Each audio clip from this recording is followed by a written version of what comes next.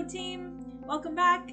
Welcome to January of 2022.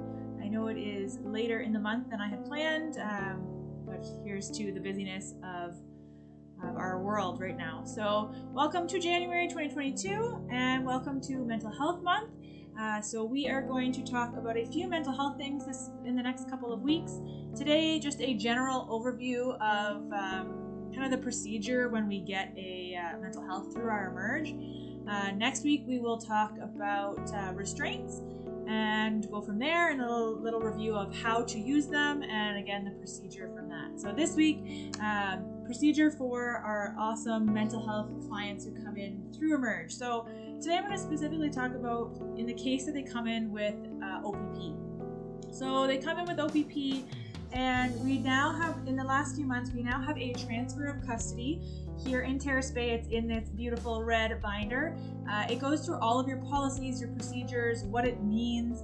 Basically, it's just an official way that OPP is going to transfer care of their custody to us and make it official.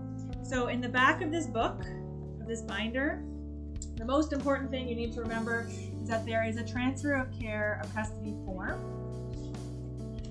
and hard copies are in there plus the original, so you can make your own.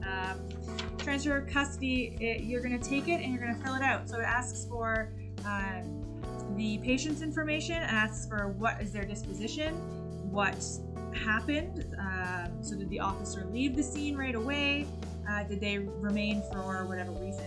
The OPP will often remain with us until a physician has seen and has deemed them a Form 1, if that's the case. And then at the bottom is all of your staff signatures. Make sure that's filled out. OPP will want a copy and put the original with your chart. Something else that I find really helpful, I know not everybody takes a copy of this, but it is the OPP's mental health form that they fill out.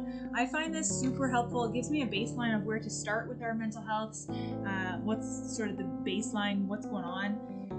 And I love to take a copy and just put it in a chart for the doctor to take a peek at. So that's your next thing. So your first form, transfer of care of custody, and then your OPP's screener form. Next, your doctor's going to come in and they're going to do their assessment. We're going to talk about Form 1s today. So in specific, your doctor's going to deem them somehow incapable, whether they're a harm to self or a harm to others. And they're going to fill out Form 1 and deem them incapable and they have to stay. They're also going to fill out Form 42, which is just notification to patient. Now, just an FYI, these are an application by physician for psychiatric assessment. Technically, it doesn't go into effect until they're in the facility where there's psychiatric care. So yes, it's in effect while they're here, but if we have to transfer them to Thunder Bay, it actually restarts for another 3 days. So a little bit of interesting fact for you. Once they are on a Form 1, our physician will present them with their Form 42, and that's all up to them in their hands. So they've been given their Form 42, and we decide to admit them. Now in both Marathon and Terrace Bay, we have a mental health room. The plan is that, especially if they're on a Form 1, or a suicide watch or something like that, we're going to admit to the mental health room where we have a mental health specific bed and resources if needed.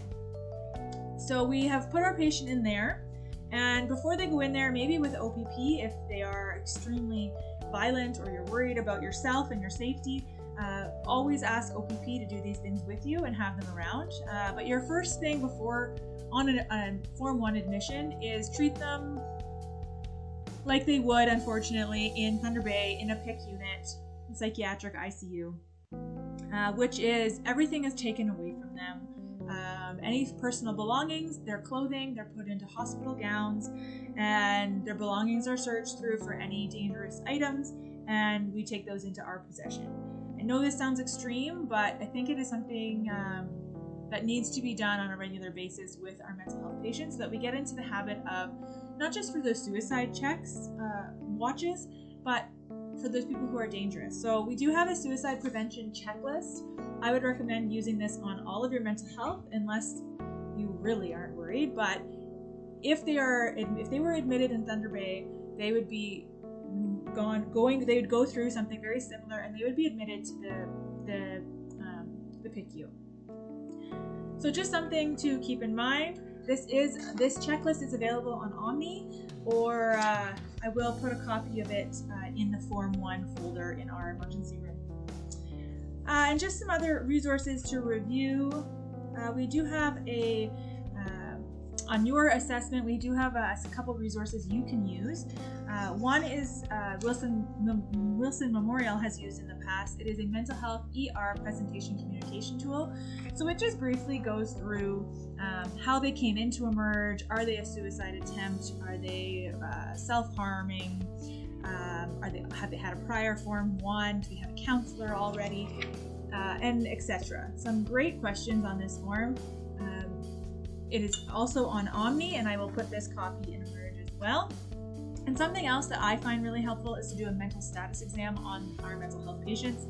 And that just goes through a general idea of how they're doing in this moment. So it goes through general observations, so their appearance, their speech, their eye contact, some motor activity, their affect, and then you can write comments about those things. It'll ask questions about their mood. How are you feeling? Do they appear anxious, angry, depressed, euphoric, etc.? How's their cognition? Do they have any orientation impairment, memory impairment? Can they focus and give you attention? Also, it goes through perception. So are they hallucinating, auditory, visual, other? And are they depersonalizing? So are they pretending they're someone else? And then are they having thoughts of suicide, homicide? Are they having delusions? And also their behavior. Are they coming across as guarded, hyperactive, agitated, paranoid?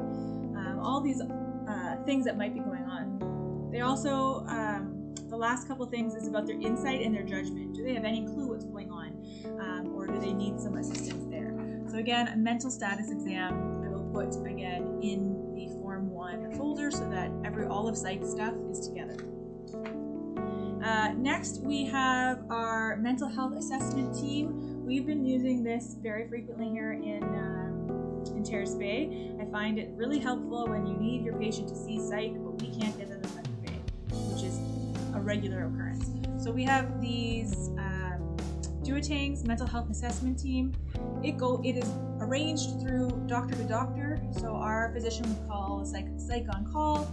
They would arrange an appointment Monday to Friday during the day, and it's via telehealth. Phone numbers are in this book, or again, our doc would arrange that with them. I find this really helpful, again, when we just can't get our patients there, and they need some form of psychiatry. And lastly, just a couple referral forms that you may or may not know of. Again, in Terrace Bay, we have North Shore Family Health Team. I'm sure in Marathon, you have your family health team there. We do have a form for referrals to social work, to cognitive assessments, to smoking cessation, to cancer support groups, healthy change, and they can help multiple mental health diseases going on. We also have NOS, North of Superior Counseling Programs, and they do adult and children, and there's also a referral form for that. These can be found in our back filing cabinet. And we also do have, just an FYI, in the filing cabinet here in Terrace Bay, we have St. Joseph's psychiatric geriatric services for anybody that is of a geriatric nature and needs more support in that way.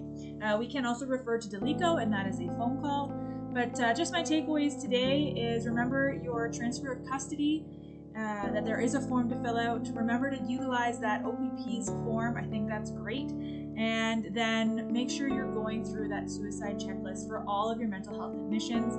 Make sure that you're safe, patient's safe, their belongings have been checked, and they are changed into hospital pajamas.